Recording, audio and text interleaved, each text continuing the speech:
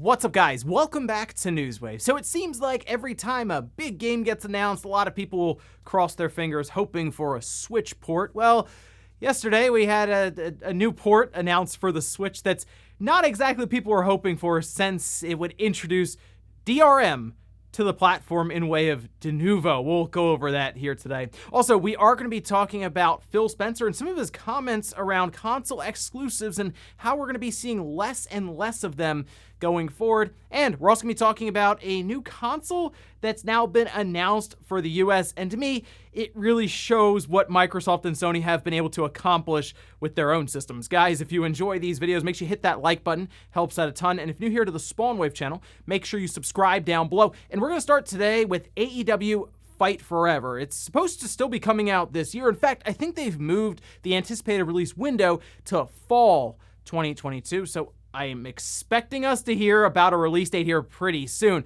But they spent more time showing the game off, actually sitting down and playing a match at Gamescom. We can see some of the footage here. And I was looking through this footage, and I'm trying to place it like which game it would be closer to. I saw Sean RGT mention it looked like No Mercy to him, and I can see that, right, in some of the gameplay and elements to it.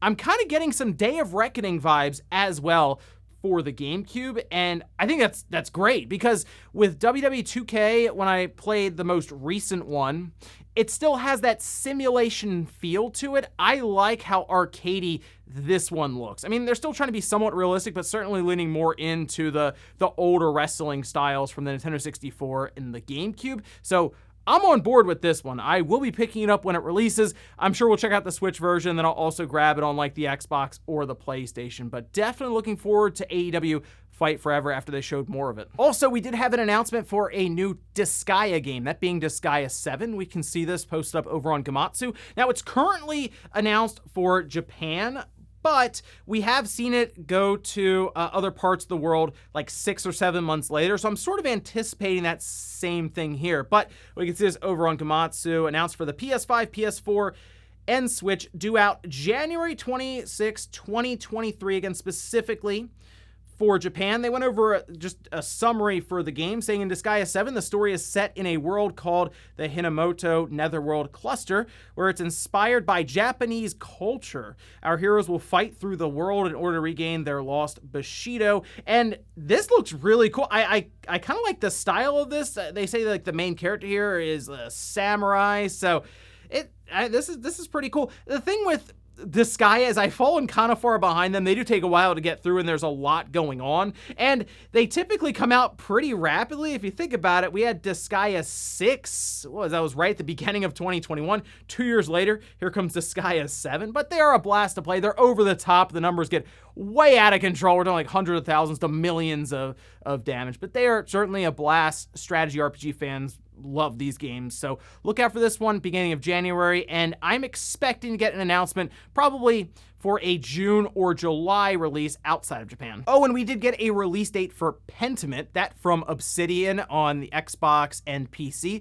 We can see this posted up over on news.xbox.com. Obsidian Entertainment and the team behind Pentiment are very happy to announce the game will be launching on November 15th for Xbox Series X, S, Xbox One, Windows 10, 11, PC, Steam, and Xbox Game Pass, and PC Game Pass. The pre-orders are open. I noticed the game is $20, so it's like a budget pricing on that one. But the game, certainly unique looking. I'm still not 100% sure what I'm going to be doing in this game, but the art style is interesting enough. I don't really think it's a game that's calling to me exactly, but it at least stands out. I will say that. And if nothing else, it'll be on Game Pass, so you can download it November 15th and try it out and see what you think. And guys, with some of the quick news out of the way, let's get to the bigger stuff. Let's start right away with that big Switch port. That just being DRM, apparently. This was announced yesterday. We could see this posted up on Twitter. It says Denuvo from Iardetto launches the first Nintendo Switch emulator protection technology to safeguard games launched on Nintendo Switch. The funny thing about this is their website crashed. I don't know if it was from traffic or who knows what's going on there, but it was at least a press release just detailing what exactly they're doing here. They go over an explanation as to what they are trying to prevent. saying Nintendo consoles have long suffered from piracy issues and the Switch is no different. Even if a game is protected against piracy on its PC version, the released version on Switch can be emulated from day one and played on PC, therefore bypassing the strong protections offered on the PC version. This can happen with any of the numerous games available on Switch. By preventing piracy on Switch while blocking unauthorized emulations on PC, studios are able to increase their revenue during the game launch window, which is most important period in regard to monetization. The Nintendo Switch emulator protection will ensure that anyone wishing to play the game has to buy a legitimate copy. Now, this part's kind of funny. They say the technology integrates seamlessly into the build toolchain with no impact on the gaming experience. Does anyone really believe that after what we've seen from Denuvo in the past on PC? No. It then allows for the insertion of checks into the code, which blocks gameplay on emulators. So it seems the idea, for the most part, is that the Switch game would have Denuvo protection so that if you don't want to buy it necessarily and you want to try to emulate it on PC, it'll just block it. I don't see anything here that mentions Nintendo's involved with this. It seems to be something that's just being developed here for Denuvo on the Switch. And the biggest problem here is what we've seen from Denuvo in the past is that it heavily affects performance. Sometimes it's incredible what the modding scene is able to do after Denuvo gets removed. It fixes so much. There's like micro stuttering that'll generally be introduced through Denuvo when it's doing a lot of checks in the background, increased CPU and disk usage, and the list goes on and on and on. And for the most part, it's a speed run after a game comes out with Denuvo to remove it, and at times it can take 4, 5, even 6 hours, which is reduced heavily from before when it was really first making its way onto the scene, and it would take weeks. Now, the Switch obviously is already having issues with third-party games, whether it's lower resolution, frame rate, etc. And then you go, okay, we know exactly what this needs. Denuvo. We need DRM to be implemented, which also brings up the question around DRM going a bit further on the platform where you need online checks for single-player games, and that's not exactly a world I want to live in with the Switch. We already have games that are just streamed, so you need an internet connection, but if it's a game that you've bought that runs on the system natively, but you still need an internet connection just to check in for Denuvo support, that'd be pretty frustrating for a system that is, well, portable. That said, we do know that the Switch has a bit of an issue with how easy the system was to open up and how we'll see games leak out a week early and people are playing it, on their PC through emulator or on their hacked Switch. So it is a problem. Do I think Denuvo needs to be implemented that could potentially damage the experience for legitimate customers? I don't. I still think the overall impact for what Nintendo's been able to do on the Switch and how many copies they've been able to sell, it's been minimal. I mean, we see the numbers. They're massive on the Switch, and most people will want to play those first-party Nintendo titles one way or the other, and if they're downloading them and emulating on their PC, doesn't seem to really be affecting the numbers when we see things like Mario Kart 8 Deluxe approaching 50 million copies sold. Animal Crossing completely exploding out of the gate, over 30 million copies, no problem. Pokemon, the list goes on and on and on. Even third-party titles like what we see with Monster Hunter, no issue selling. So I'm hoping this is something that doesn't really catch on, but it appears like it's out of Nintendo's hands, and we could actually see third-party developers implement this. We'll see more about this as we go along, and if it really does pop up with a release down the road. Next up, let's talk about a new game console that was announced. This is essentially like how we had those Steam machines back in the day, where it looked like a little console sort of, and it housed the entire PC gaming experience. Of course, at that time, it was running like Steam Big Picture, so it was essentially a form of Linux. But it looks like now we have MSI with their own little console that actually looks kind of familiar. Take a look at this over on the MSI website. It is the Trident S. They say it's the centerpiece of gaming, but if you take a look at the system itself on their site, kind of looks like an Xbox One X, right? Like when it's on its side standing up, it has sort of that light at the top there, the two-tone look, but when you lay it down on its side, it certainly lines up, I would say, with what Microsoft created last generation for that mid-gen refresh. They say MSI launched a new MAG model, which focuses on gamers can enjoy immersive cloud gaming through just one gaming controller through the exclusive Game Stadium application. You can use the gaming controller in Windows to enjoy cloud gaming, mobile games, PC games, and games on different platforms. You can also activate a variety of entertainment software. So they have their own application, Game Stadium, and I saw ETA Prime did a video on this weeks ago, but at the time, the system wasn't necessarily announced outside of China. You could still order it on Amazon, but it was marked up and the shipping time was kind of high. And looking at the specifications for this system, if you take a look on BH Photo Video, which apparently is one of the sellers for this one, I think it will eventually show up on Amazon, as it was just recently announced and is taking pre-orders on some of these sites. There's a AMD Ryzen 5 5600G, 16 gigabytes of DDR5 memory, and it's going to be running Windows 11. It also has a 512 gigabyte NVMe M2 drive, and it does have plenty of ports, including on the front. It has a 15-watt USB port for fast charging, which is good if you want to plug in a controller. They give you a controller with it. Doesn't look great. I'd probably just use a PS5 or Xbox Series controller, but either way, at least it comes with something. However, the biggest issue here is the system is $800. It seems kind of high, I think, and I know that technically it's a PC, so there are way more options than if you get an Xbox or a PlayStation or even a Switch. But when you look at the performance for it, it's not great at that price point. Keep in mind, this is $300 more than the most expensive Xbox Series or PlayStation 5 model. And you're looking at 1080p or 900p, mostly low to medium settings to try to get to 60 FPS. And the thing I see with this is it really shows what Microsoft and Sony, specifically because they're shooting for 4K with their platforms, is able to accomplish at that $500 mark. Even going a bit lower than that Series S at $300 is pretty impressive, considering if you're interested in emulation for other systems, it actually does it very, very well. And we're starting to see some of those applications pop up on the retail side, by the way. You don't have to go in the dev mode anymore to play PS2 games on your Xbox Series S system, but even the PS5 digital at $400, half the price of this system, which also doesn't take a disc. It's, again, pretty impressive. I don't think I would look necessarily into this MSI system. I would prefer to just make my own at that point and spend a bit more money to get that higher performance, especially as video cards continue to fall in price. And it sounds like we're going to be hearing more about an RTX 4090 here in the coming month or so. Definitely keep an eye out for that, because when that gets announced, well, you're going to see the 3080s, the 3090s really start to drop in price as supply increases. But I would like to see one of these companies really take a shot someday at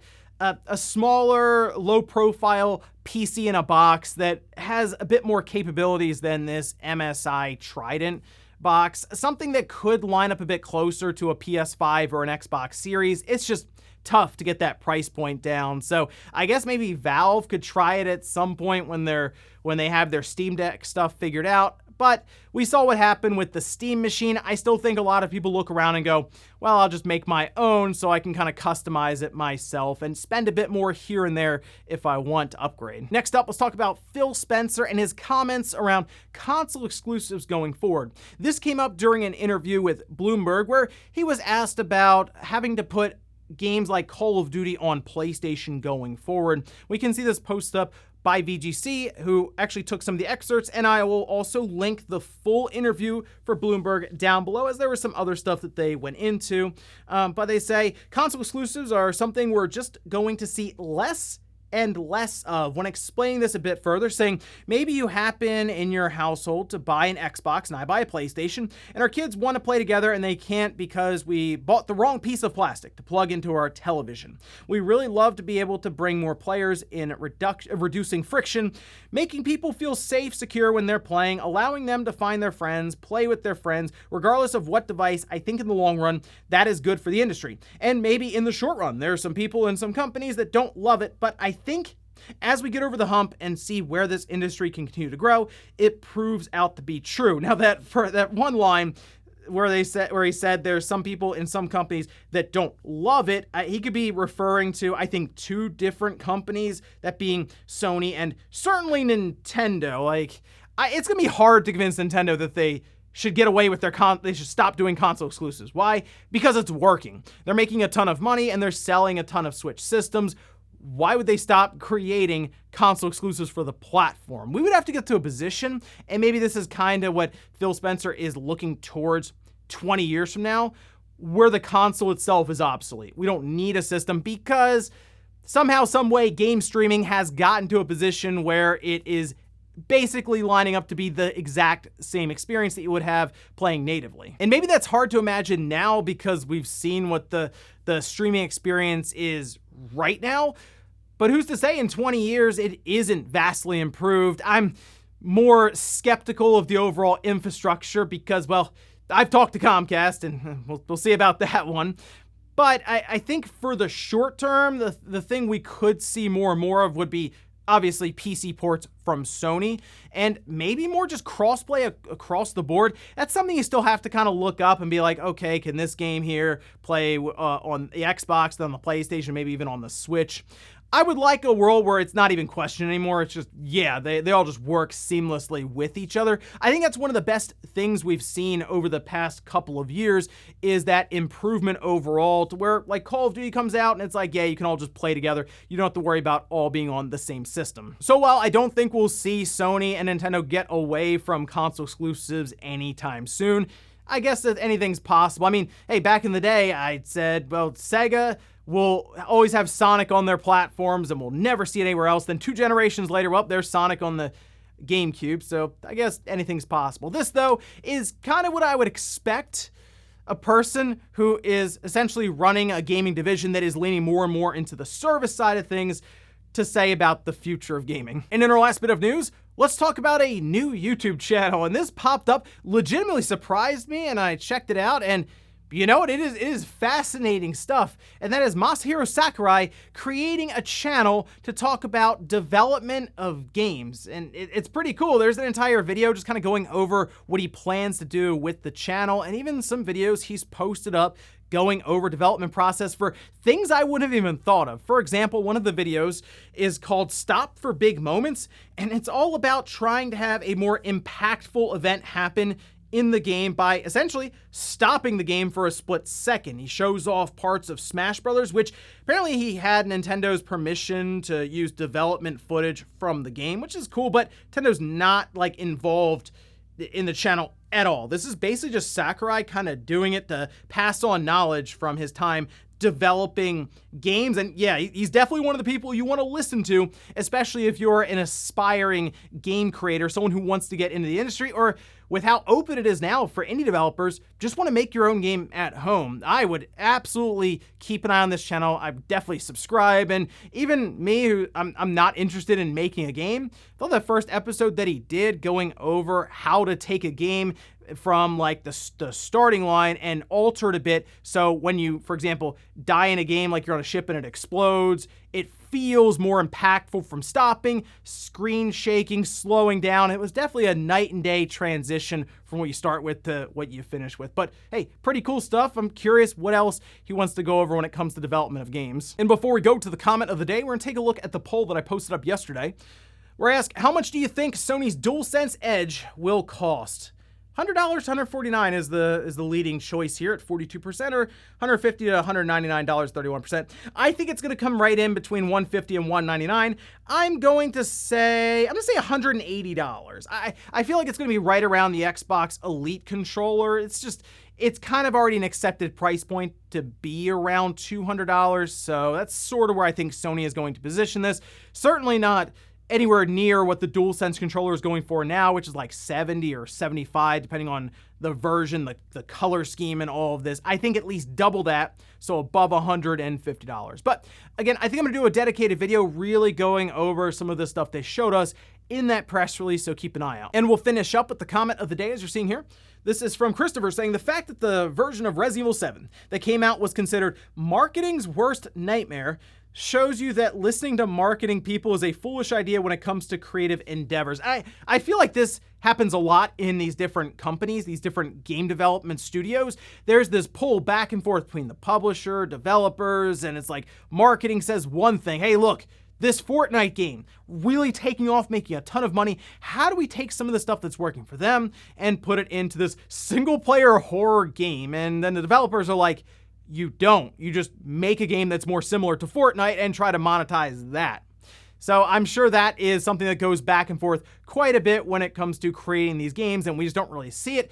In this instance, though, they kind of, Shinji Mikami kind of let us in on some of the backroom deals and the development history of Resident Evil 7. So, hey, good to hear they went the correct way and, just made a video game. And ladies and gentlemen, that's going to do it here for Newswave. If you enjoyed this video, guys, hit that like button. If not, hit the dislike. Leave comments down below about everything we talked about here today. There's Denuvo DRM potentially heading to the Switch. Do you think we're going to see third-party games pop up with that anytime soon? And then also, what about MSI's Trident S PC game console? Do you like the idea of having like a small form factor PC that could fit under your entertainment center? And then what about Phil Spencer's comments on game exclusives for different consoles maybe being a thing of the past in the future? Thanks guys for watching, and I'll see you next time.